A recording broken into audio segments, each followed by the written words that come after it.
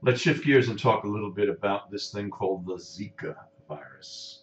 We have a new contributor over at UK Progressive, Dr. Rosie Sharon from the United States, and she's very often on US television talking about outbreaks and problems and issues related to health. This Zika thing, though, is becoming a serious epidemic as far as the WHO is concerned. And it appears to lead to some fairly significant birth defects. At least the link is now starting to be formed between it and basically a smaller brain and cranial area. They're saying it can be transmitted sexually. And we've had 4 cases of the Zika virus here in the UK.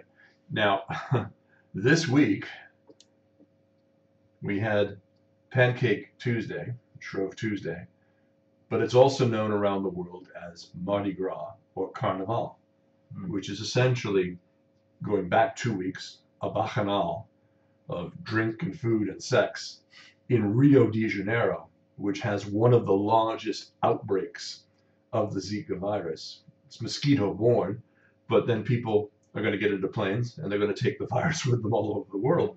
So this is really becoming a very serious issue. Yeah, it is very, very worrying. And what I want to talk a little bit about is how, I mean, it is massively concerning. And, I want to talk about a little bit about how we see these things through the prism of developed nations. And, I blame the media and myself for this. I'm in the media and have been for several years.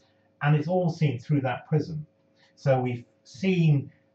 we have seen a bit about the terrible effect in developing nations, particularly in Brazil, but then it becomes really big news when we have these 4 people in Britain who may be affected.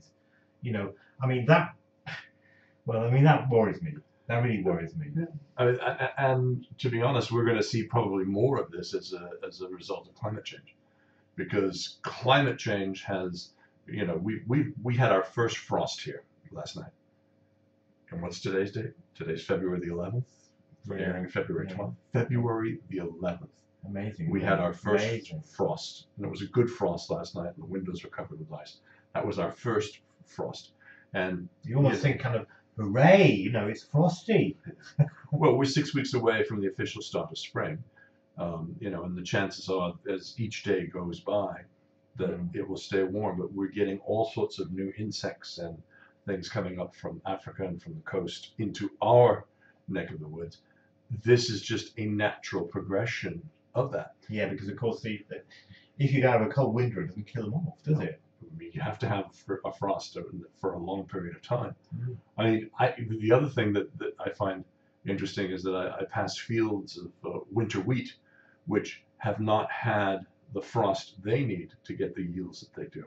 It's called winter wheat because it grows in the cold, and I worry about what their yield is going to be for the farmers here in this particular area. Yeah. Which is great. It is weird. I mean, it is a strange situation. We've had the warmest winter on record, I think, and it's just so warm, isn't it? I mean, so apart from today, you're in a situation, this strange situation, as I say, when it's cold, you think, it's cold.